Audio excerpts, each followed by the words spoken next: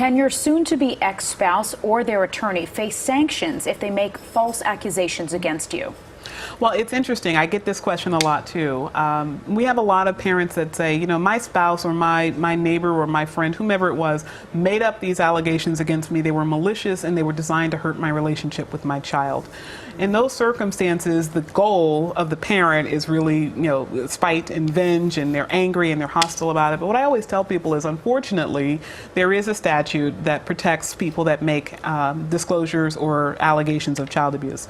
There is immunity for any person that gives a claim of child abuse to the state to investigate, because they don't want to chill the effect of people making those types of allegations that they could be sued for them. Now, that being said, there are certain remedies that are available. If you're involved in a relationship where you assert that there's been domestic violence, sometimes you can go into court and you can ask the court to review the records from previous child abuse findings. I had one case where a client of mine actually had been accused 9 times by her former boyfriend, 9 times in a period of about 6 months.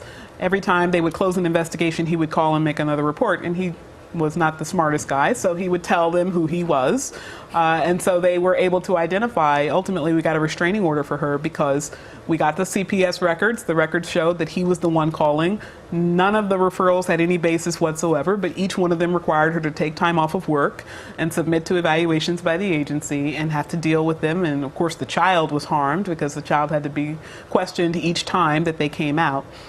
So ultimately, we were able to get access to those records to show that there was a pattern, and in that way we got some relief from my client. But you don't necessarily get a money judgment for that. She did get my counsel fees paid, which of course I always appreciate, but you know, she did not get any type of additional compensation.